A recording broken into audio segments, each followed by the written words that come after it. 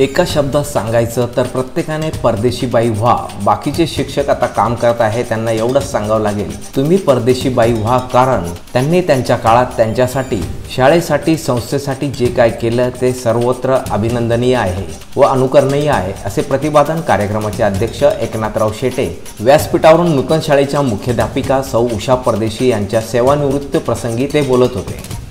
भगूर येथील शिक्षण मंडळ भगूर संचलित नूतन प्राथमिक विद्यामंदिर भगूर येथील मुख्याध्यापिका सौ उषा गोरखनाथ परदेशी यांचा सेवापूर्ती सोहळा शनिवारी संपन्न झाला।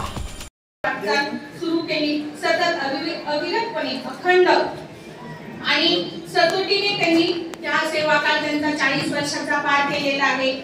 दिवस आजचा घेऊन आला उरात काही ना स्वप्ने पुन्हा नव्याने नवीन व्हावे, नवेसे गाणे, नवीन हेतू, नवीन ध्येय, नवीन उमेद, नवी आशा, कठीणाने प्रास्ताविक सांगू माने। आता एवढा मॅडमला तुमच्या समोर मांडणार आहे। 2 मिनिटं का म्हटली की कारण मॅडमचं कार्य एवढं मोठं आहे की बोलणारे व्यक्ती खूप मॅडम इकडे बघा। हो बोलणार सर। ओके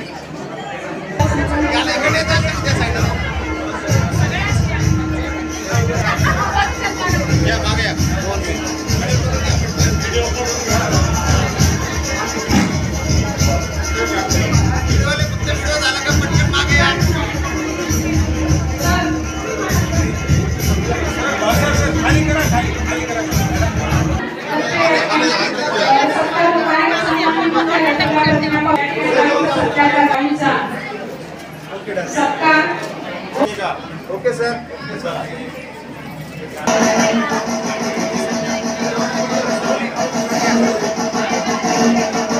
आपण इकडे समोर दादू इकडे सन्माननीय अध्यक्ष स्वीकार करावा अशी मी विनंती करते। बाबा मॅडम बघा इकडे थोडं क्लोज या ठिकाणी आपल्या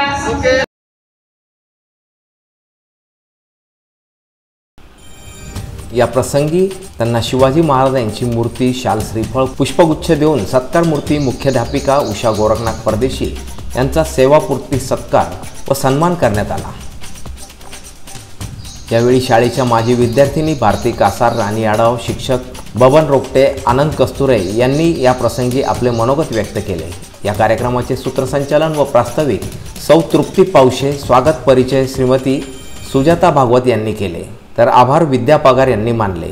जितेंद्र इंगळे, मी नाशिककर न्यूज, नाशिक।